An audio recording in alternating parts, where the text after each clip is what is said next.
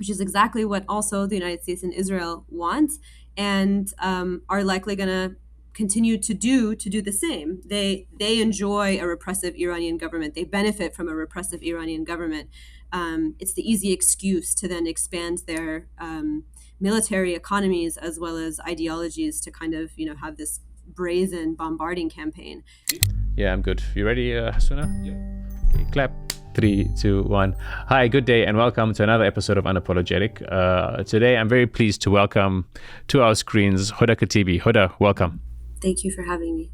Hoda, I was just speaking to you offline before we started. It's a very, very sad time, I'm sure, for you, for your family. Tell us what you're going through. It's a very loaded question. I think that it's hard to put into words. I think over the past few days, I've maybe aged 30 years. Every day feels much like a lifetime, and that is often because you're waiting for the checks showing that your message was sent, to add another one to show that it was received, and that you actually get to hear back from your family and many of your friends in Iran. And that day has not yet come. And I think just a constant scrolling, doom scrolling, hearing little trickles of information from the one or two friends that have managed to find a VPN that works, and only hearing how horrifying it is, and that everything that we're seeing is only an ounce of just how devastating it feels to be in Tehran right now. Hoda, okay, so just to give our viewers context, I'm speaking to you, it's I think 6 days or 5 days since the US and Israel struck Iran.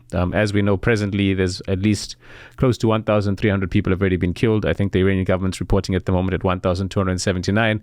By the time this episode goes out, which will be shortly, probably in a few hours, that number may be higher because death tolls are counted daily. There's been a horrific attack on a school where 165 children were killed.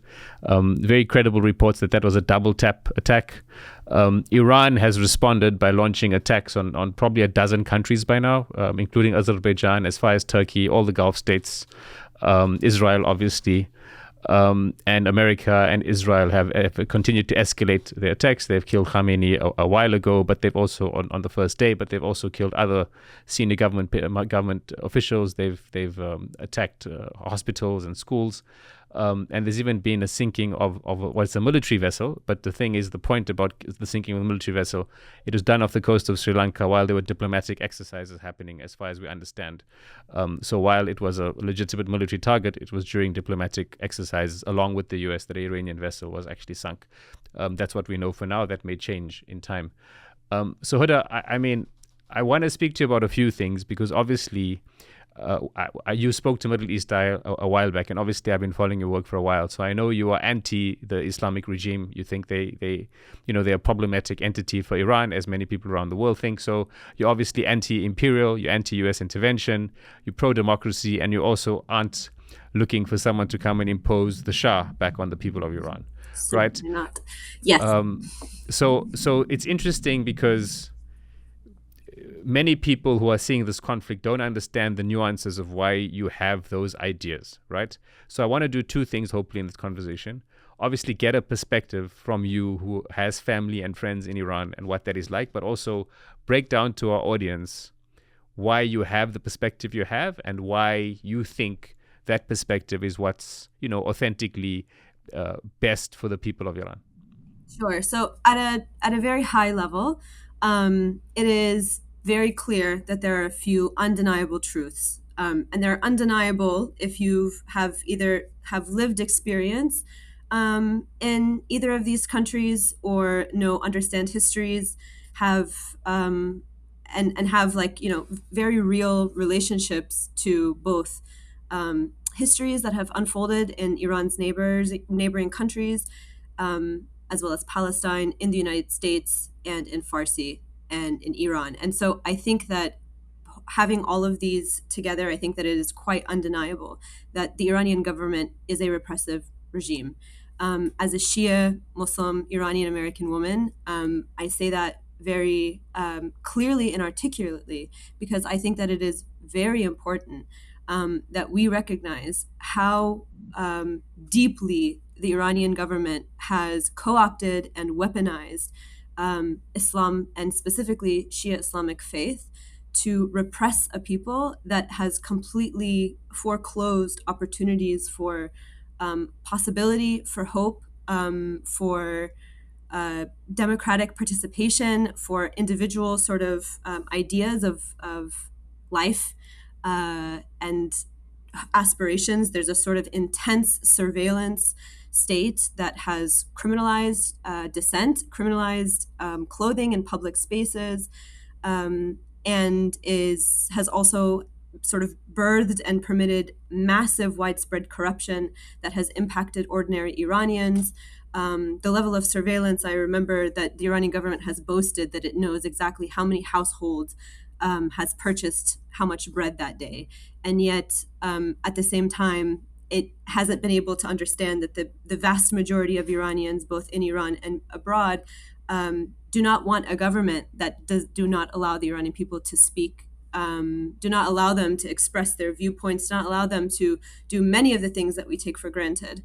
And it is unfair and just morally and ethically inconsistent to say or suggest that the Iranian people must suffer because the Iranian government claims to support some sort of anti-imperialist agenda, which is both inaccurate and a burden that Iranian people have not asked for, and it is not so black and white. And there is a way that a people can actually have agency over those decisions and still commit to solidarity with people of Palestine, the people of Syria, and the people's movements around the world without having it come from a repressive state that just 2 months ago admits to killing at least 5,000 people who have rose up to demand better economic conditions that have led eventually to a bigger movement that was calling for the end of the government.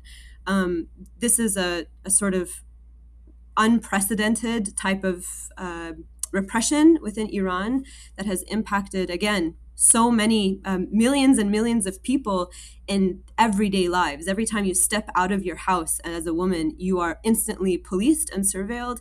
And the way that you present yourself in public space can lead to jailing, death, tickets, fines that can compound. It's not a world in which I want to live and would ever want to subject anybody that I love to live in. And so, as somebody who cares about life and loves the ability of our people to also live full and prosperous lives, I know that there is no world in which that can happen simultaneously with the current Iranian government. At the same time, I also recognize that my love for the Iranian people is greater than my hatred of the government, and I am not willing to, at all costs, get rid of this government from two countries that have committed some of the most catastrophic situations in the history of humankind. The United States is the only country in the world to have detonated nuclear weapons on a civilian population. They have instituted more coups than I have lived years in this world. And Israel is committing an ongoing genocide in Palestine, has continuously implemented various types of military and social sort of psychological warfare on people around the world, and have also completely sort of broken any idea of possibilities of life that also feels liberated and free and full in alignment with the Israeli government, that can also exist at the same time for anybody who identifies as Muslim and in support of Palestine. And so I think that both of those things are very much true, and I think is shared by millions of Iranians around the world. And I know that there are very vocal minorities that tend to pick sides, one or the other. But I also feel very strongly that that is not a majority of the Iranians, both in the United States and abroad, as well as in Iran, and certainly not one that is consistent in terms of placing the priorities of people of the world above states. Okay. No, I mean that's a lot there to unpack. Sorry, it was a complicated question, as you said as well. Iran, the regime. I mean, specifically because I want to. I mean, I want to not say Iran has struck back, because I think the government is not necessarily representative of the people, but the government and the forces who are repelling this U.S. and Israeli attack have attacked all the Gulf countries. They've attacked airports. They've attacked embassies, although they've denied that, and they've said that some of those embassy attacks was actually Israeli false flag attacks. They've attacked Israel itself. They've tried to hit a pipeline in Turkey. They are definitely spreading the war, right? Most people interpret that as, they're trying to hurt the global economy. They're trying to show the U.S. that, they can do serious damage, in the hope that these countries then speak to the U.S. and say, please stop this attack. What do you make of their response? Of Iran's response? Yes. I think a few things. First is that I actually want to push back a little bit on the idea that the Iranian government is spreading the war. I think that any of the Gulf countries, by hosting U.S. airbase that is launching attacks on Iran, they have already joined the war. And I don't think that necessarily is an expansion that Iran is doing, but so much that many of these Gulf countries have permitted and knew what side that they had chosen for decades, and have permitted a sort of normalization of ties with Israel. And so by normalizing ties with Israel and permitting U.S. air bases in your land and country, then the war has already, you've always been a part of the war. And so I don't think that Iran is necessarily spreading the war. I think they've always been a part of it. As for the response, I think Iran right now is waging a war of attrition. I think that it has been backed into a corner, as it has been many times before, and this time is different. This is the second time that Iran has been attacked in a surprise attack by the United States and Israel in the midst of negotiations. And the length and barbarity of which Israel has both committed this war and committed language to describing their efforts and intentions with this war has also put the Iranian government in a position where it feels like it likely has no choice but to fight back in a sort of existential war. And what that looks like is thinking about what this could impact in terms of a long-term economic impact on other countries in the region as well as around the world, when it comes to the blocking of the Strait of Hormuz, when it comes to looking at energy infrastructure. And I think that has been sort of the goal right now, is to survive as long as possible, but also inflict asymmetrical damage as best that it can, to be able to disrupt a world that many individuals or countries, like you mentioned, felt like they may not have been part of the war, even though they've always have been. Okay, just I mean, a few days ago, Trump mentioned, and the U.S. had also said that the plan for the U.S. now may be that they will sort of arm Kurdish militias in the west and the north of the country and try to provoke a civil war. What do you make of that, and what are your fears when you hear that kind of rhetoric? Yeah, I think that this is something that's currently unfolding. And again, because we have such little connection to Iran right now, it's very difficult to understand or verify these reports that are coming out from the United States government. And that there have also been some Kurdish organizations within Kurdistan and areas of Kurdish communities within Iran that have denied some of this, some have not denied it. And so there is still, I think, a lot to be understood about an unfolding situation that's hard to suggest, I think, analysis. I will say that I think this situation is particularly complex because Kurdish people, obviously, in Iran have also been subjected to secondhand citizenship, and the Iranian government has very much been a part of repressing and suppressing Kurdish civil rights and Kurdish livelihood within Iran. And so there is a very real and legitimate anger that Kurdish communities have in Iran. And it was just a few years ago in 2022 where Mahsa Amini, who is a Kurdish young woman in Iran who was killed by the morality police in Iran, who was Kurdish, that then popularized the slogan Zan Zindagi Azadi, or Woman Life Freedom, which is a Kurdish slogan that has been used for decades, that is anti-imperialist, feminist, anti-capitalist, that was then created as sort of this the slogan for a really beautiful revolutionary movement in Iran that has also been violently suppressed. And so I think that there is a very real anger that is coming from Kurdish communities in Iran.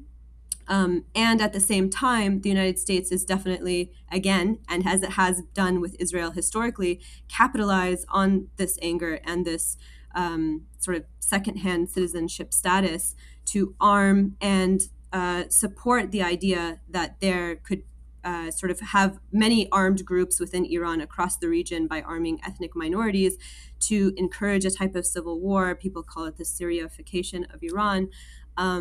And this is a very real fear. And I think what is devastating is that these communities in Iran that are being allegedly being armed, I believe it if it's happening, is that they also have very real grievances. And so how do we move forward how do we move forward as an Iran that is cohesive, that also can both have a new government, right, that does not commit these sorts of atrocities against its own people, while also creating space for all of the ethnic minorities within Iran to live together and not indulge in sort of ethnic nationalism that the state of Israel also relies on, this idea that communities are only safe if they are within a nation state that is an ethno-nationalist nation state, where it is a homogenous of your own people, that always will require a level of ethnic cleansing, that always will require a massive displacement, that always will require a world in which plurality is not a goal. And I don't want to live in that world. And I think that being able to balance those is very important. And I think that also conflicts with a lot of the other United States support by way of funding of media, as well as Saudi and Israeli support of Pahlavi, the son of the deposed king of Iran, who also is sort of throwing his hat, as he always does, to become the next leader of Iran, which he also is pushing an extremely nationalistic vision of Iran and has constantly spoken out against the Kurds. His father has also committed atrocities against the Kurds. And so there is a competing interests that are happening both at the United States level, Israel, and within the diaspora as well as people in Iran. I think ultimately what this is doing is also creating and cultivating a level of chaos, which is ultimate chaos, which is a goal in and of itself for Israel. They want to show the world that you let us get away with a genocide in Palestine, and this is what we get to get away with next. It is getting to have a hand in and a sole discretion in what happens in the Middle East, and that no one can tell us no, and that people's lives are totally disposable if it means that this idea of Greater Israel and this idea of a Zionist project can continue to expand and go without any level of check. Okay, I can hear. I mean, in your analysis, which is very succinct, I also hear the pain, because obviously there's a lot of pain and there's a lot of fear. It's true. I mean, most analysts looking at this and looking at Israel's actions see that Israel is definitely trying to divide Iranian society, divide the country up itself. The USA, I guess there's parts of the US state which has those goals, and there's parts of the US state which does not have those goals. People may disagree or in varying amounts to what I've just said there, but many wouldn't disagree with what I said about Israel.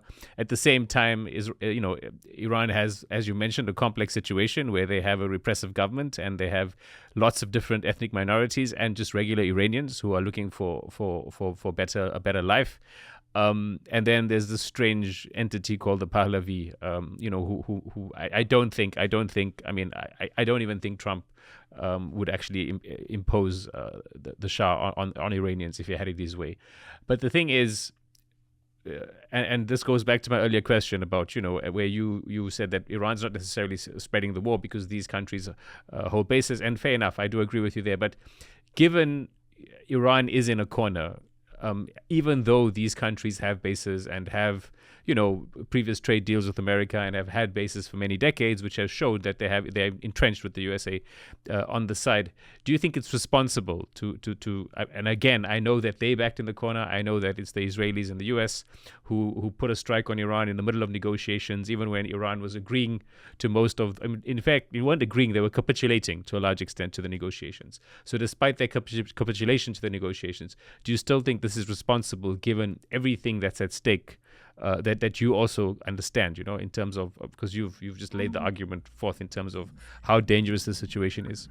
Um, that's a very difficult question that I think it's very difficult to answer because I don't think I don't think any state acts responsibly. None of them, and I don't think I will ever justify the rationality of a state in participating in something like this, whether it is backed against the wall or not. I My priority and my values are around what is called for by people, what is in the best interest of our collective communities. What I've also been seeing is that in many countries, such as especially in Bahrain and Kuwait, there have been large support from the people of those countries in terms of removing U.S. air bases from their countries. And many of these countries have also had maybe smaller, but also uprisings and protests by individuals from those countries who have been saying that we should not be housing U.S. military air bases in our land. We should not be capitulating to the United States and giving them all of our oil in exchange for having another dictator rule over our country, and normalizing ties with Israel when we claim to say that we support Palestine or that we don't support Israel and the genocide that it is unfolding. Many people have also been rejecting this normalization. And I think that just because of, like Iran, many of these countries have intense security apparatuses that really crack down on dissent so harshly, as they are all doing right now. And so we don't always hear those voices, but those people exist. And I think that many people have also taken this opportunity to refresh and bring back up those demands of saying no to the United States, saying no to U.S. hegemony, saying no to Zionist hegemony, saying no to genocide. And while many people may not have been able to have opportunities to express those and articulate those demands in prior years, just because of the intense security apparatuses of their states, this has been an opening for many people. And I think that there is something to be celebrated in terms of people also feeling emboldened across the country in a way to say that we too reject both domestic repression and foreign imperialism. Okay, I want to start speaking about your own connection to Iran. You yourself were born in Oklahoma. Your parents, I'm assuming, had to leave Iran at some point, either after the revolution or before the revolution, the Islamic revolution. But before we go there, when we started the interview, you talked about how it's very difficult because obviously you are in contact with people in Iran. Tell us more about that. Tell us more about your family and friends, and just the things you're hearing from them and their fears and concerns. I wish I could, but unfortunately, I have not had any access to any of my family in Iran since the war broke out. I've been in touch with one or two friends who live in Tehran, who are both staunch anti-government journalists or organizers who have, had their run-ins with the government, and they have also expressed the little that I've heard from them in the moments that they've been able to connect is that things are so much worse this time around than the last 12-day war. They are petrified. Everything is bad, and it's horrific. It's been a absolute nightmare, knowing that some of the cities in which I have many family in, including Tehran and Karaj, are being heavily bombed right now, and that the United States and Israel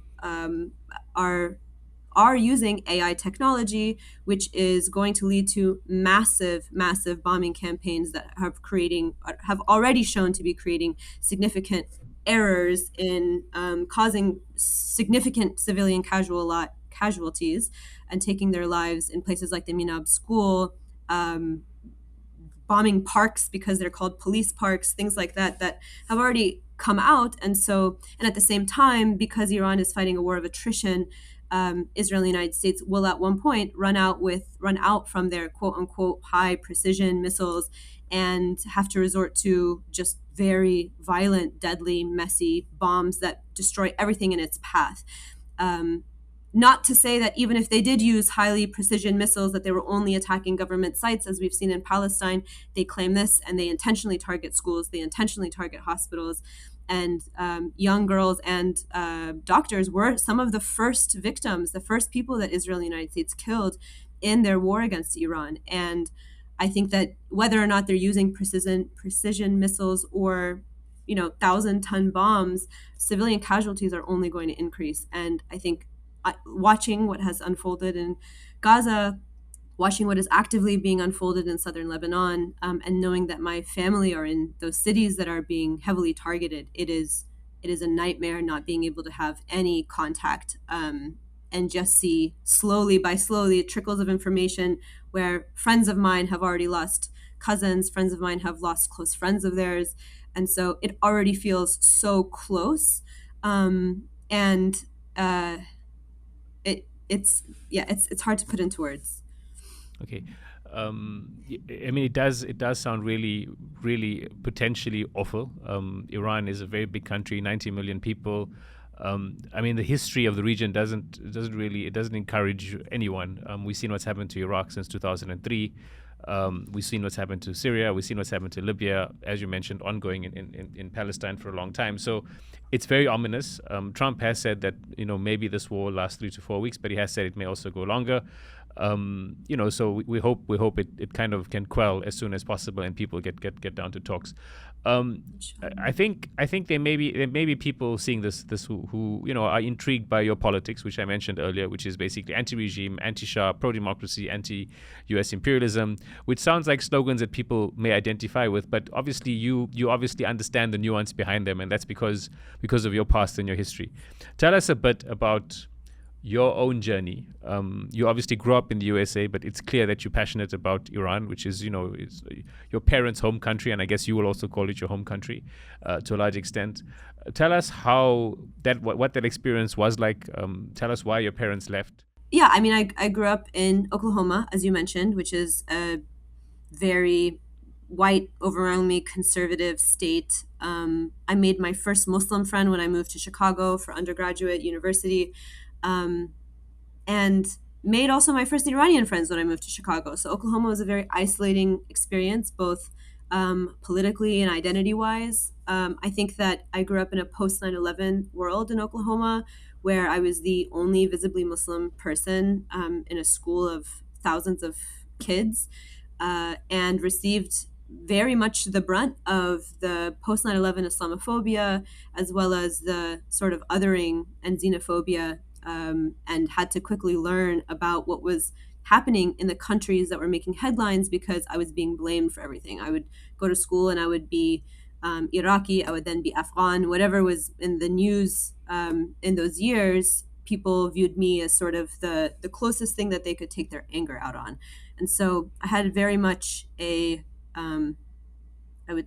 Netflix coming of age story for a Muslim woman, minus the part where she takes off her hijab for a white boy. But otherwise, it felt very, I think a lot of experiences, of violence and Islamophobia growing up, watching my mom struggle to find a job because she wore a hijab. And so the first time I was able to go back to Iran, I was in high school, and I think it really opened up a whole world for me that I never got to experience as somebody living in Oklahoma. And at the same time, I think having a lot of being able to build friends and relationships in Iran, and really understanding the sort of different social movements that were happening throughout the years, first that were more focused on trying to increase women's rights through petitions, pro-democracy movements, and the Green Movement in 2008. And that slowly sort of shifted the tide in terms of realizing that this system is inherently broken at its core, and that there needs to be an actual revolution or a type of systems change that happens that changes the way that the Iranian government functions. And so a lot of my work as somebody who experienced both the Islamophobia of this country and the idea in the back of my head that Iran is going to be next after Iraq and Afghanistan, which was constantly, I think, what was discussed, particularly after 9/11. I felt very much stuck in between these two realities that we had to face. And so I started writing and finding ways to insert politics in a lot of the work that I was doing as a student, and being able to think about who my audience was, and what would be the result of what I'm trying to say to certain audiences. And so I've been doing work around Iran for over a decade, trying to advocate for uh, rights in both the United States and Iran, and recognizing how interconnected so much of this is. The fact that so many of Iran's modern prison system, for example, was developed under the Shah, which developed their blueprints from the United States. As somebody who is active very much in police and prison abolition work in the United States, being able to understand that like what we say in a vacuum in the United States is not actually isolated, and that there is a deep connection between how repressive states operate. And so I think from there, I've just deepened a lot of my work, and have not am not able to go back to Iran anymore now, which has also been a devastating loss and a breakage of my relationship with so many people who I got to visit in Iran. But I think that yeah, that was, I think, a huge fissure, which I think then allowed me to be a lot more vocal about what was happening, and not have to feel like I would not see my family as a result of that, because other forces, I guess, made that decision for me. Tell me a bit about those previous visits to Iran. What was it like? What I mean, tell us more about what you learned, and how you organized sort of what you're saying. I think it's very hard to answer, because I guess since I can no longer go back, I think I've repressed a lot of memories. But I think what one thing that was very pronounced for me was seeing the years that I was able to go to Iran and spend time doing research in Iran, and seeing a real societal shift toward hopelessness that I think was really, really visceral and felt very deeply. Being able to go as a young kid when there was more a sense of possibility and optimism among people in society around what could happen and the agency that they thought that they had, until,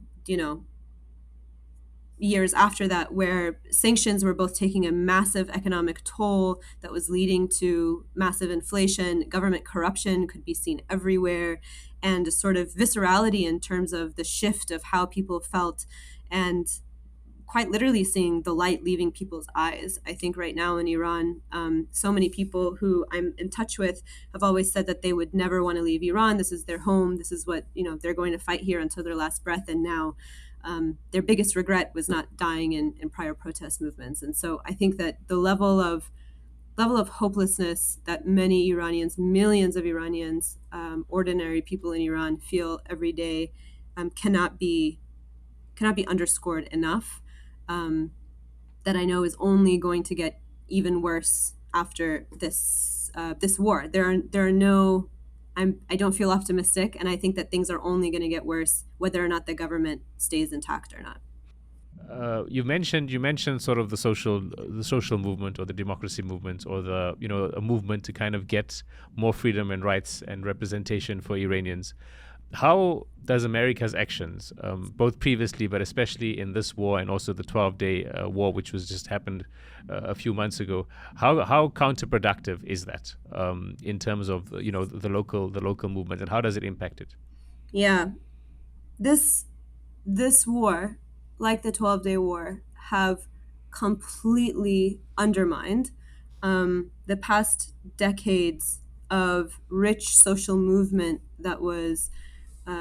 that took place in Iran. And just prior to this war, Iran had executed at least 5,000 people, if not much more, in the streets protesting for a change in government, an economic condition, massive corruption that was happening.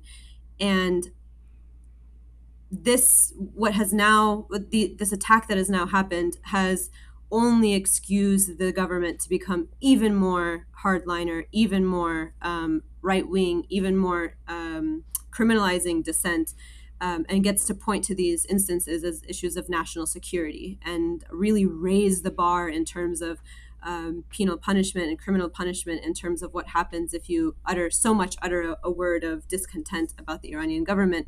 And so I think the the windows and doors that had been opened by movements like Zan Zindeги Azadi, the Women Life Freedom movement in Iran in 2022, have been wholly undermined by this war. In fact, many people who even were speaking out against the Iranian government's massacres of its people in the streets just last month now are saying, oh, this must have all been actually Israeli and United States spies. That's why they're waging the war now.